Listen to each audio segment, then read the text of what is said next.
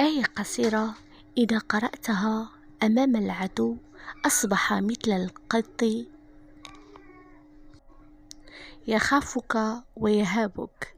السلام عليكم ومرحبا بكم في قناتكم عالم المساء. هذه القناة التي سأشارككم من خلالها مجموعة من النصائح والوصفات. لا تنسوا دعمي عبر نشر الفيديو مع أصدقائكم كي تعمل فائدة بإذن الله تعالى.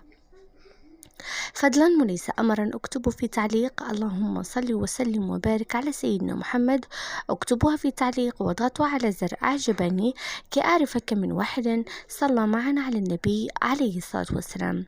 كما ترون في العنوان بإذن الله تعالى اليوم أعطيكم أسرار هذه الآية العظيمة التي بإذن الله تعالى سوف تلاحظ نفسك أنك انتصرت على العدو وسيصبح يخاف منك ويحترمك، وكل معاملة السوء التي كانوا يعاملك بها في السابق تتحول إلى محبة بإذن الله تعالى، وكل من يكرهك سوف يحبك.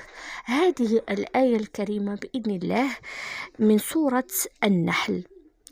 أعوذ بالله من الشيطان الرجيم. والذين هاجروا في الله من بعد ما ظلموا لنبوئنهم في الدنيا حسنة ولأجر الآخرة أكبر لو كانوا يعلمون.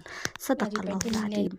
هذه الآية بإذن الله تقرأها فقط 11 مرة أمام العدو، أو تأخذ صورته أو تقرأه وأنت تضعه في مخيلتك، وبإذن الله تعالى سوف تلاحظ أنك انتصرت عليه، وستتحول كل تلك الكراهية إلى محبة بإذن الله تعالى، وسوف تنتصر عليه ويصبح مجبور الاحترام عند حضورك.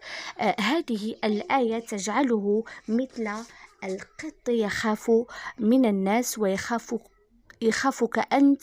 بعدما كنت تخاف منه أنت سوف تتغير المشاعر وتتحول إلى محبة، من كره إلى محبة بإذن الله تعالى.